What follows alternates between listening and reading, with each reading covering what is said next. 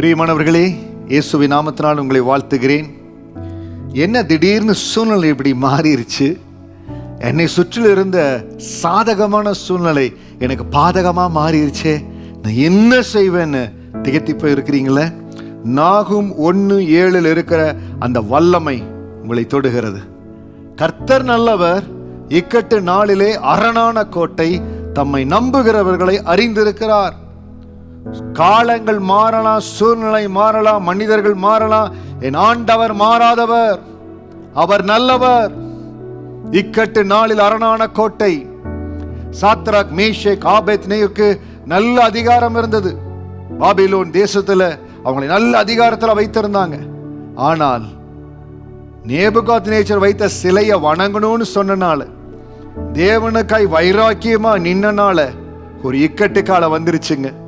இக்கட்டு காலம் வந்துருச்சு. கூட இருந்தவங்க எல்லாம் சிலைக்கு வணக்கம் செலுத்திட்டாங்க. ரொம்ப கஷ்டமான காரியம். நானும் என்னுடைய ஆவிக்குரிய இந்த வாழ்க்கையில பார்த்திருக்கிறேன்.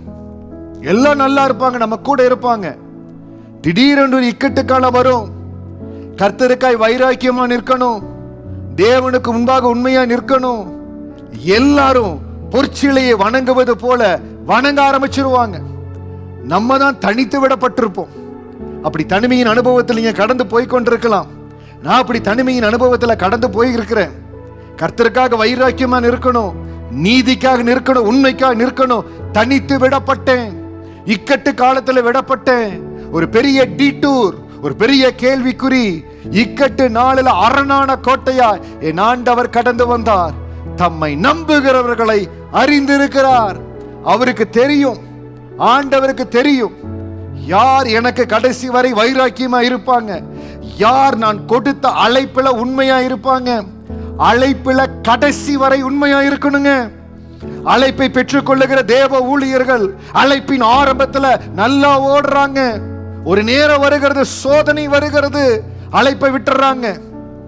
மாம்சத்துல தங்களுடைய சிந்தனை மாற்றப்படுகிறது, ஆவியின் சிந்தனை போய் விடுகிறது. இன்னைக்கு ஒருவேளை அப்படிப்பட்ட ஒரு நிர்பந்தத்தின் மத்தியில கடந்து போகிற பொழுது உங்களுடைய நிலைமை இக்கட்டா இருக்கலாம். உங்களுக்கு சொல்லுகிற கர்த்தர் அரணான கோட்டையா இருக்கிறார், தம்மை நம்புகிறவர்களை அவர் அறிந்திருக்கிறார். சாத்ராக், மேஷாக், ஆபேத்நேகோ கடைசி வரை தேவன் அழைத்த அழைப்புல உண்மையா இருக்கணும் சொல்லி நின்னாங்க. அக்கினிக்குள் போடுவேன்னு சொன்னாங்க. அவர்களை சுமந்து கொண்டு போனவர்கள், அது 7 மடங்கு அக்கினி அவர்கள் மேல பட்டவர்கள் செத்து போனாங்க. ஆனால் அவருடைய உள்ள வீசினாங்க. அரணான கோட்டையாய் இருந்தார். எந்த இடத்துல நீங்கள் வீசப்பட்டாலும், எந்த இடத்துல நீங்கள் தூக்கி எறியப்பட்டாலும், எந்த பாதாளத்தில் உங்களை போட்டாலோ ஆண்டவர் உங்களுக்கு அரணான கோட்டையா இருக்கிறார். கர்த்தர் உங்களுக்கு பாதுகாப்பா இருக்கிறார். உங்கள் அழைப்புக்கு தேவன் பாதுகாப்பா இருக்கிறார். உங்கள் எதிர்காலத்துக்கு தேவன் பாதுகாப்பா இருக்கிறார். தம்மை நம்புகிறவர்களை ஆண்டவர் அறிந்திருக்கிறார். உங்களை அறிஞ்சிருக்கிறாருங்க. உங்க கண்ணீர், உங்க வேதனை தேவனுக்கென்று உங்களுடைய அர்ப்பணிப்பு தேவன் அறிந்திருக்கிறார். நிச்சயம் ஆண்டவர் உங்களை உயர்த்துவார். இந்த நாளில் நாகும் 1:7 உங்களை ஆசீர்வதிக்கிறேன். கர்த்தர் அரணான கோட்டையா இருக்கிறார். உங்கள் எதிர்காலம் பாதுகாக்கப்படும், உங்கள் வாழ்க்கை பாதுகாக்கப்படும். கர்த்தருக்கென்று மகிமையான ஒளி வீசுகிற பிரகாசிக்கிற சுடர்களாய் தேவனுக்கென்று நீங்க சாட்சிகளா இருப்பீங்க. கர்த்தர் உங்களை கொண்டு பெரிய காரியங்களை செய்வார். Your life is going to be a legacy. கர்த்தர் உங்களை ஆசீர்வதிப்பாராக. God bless you.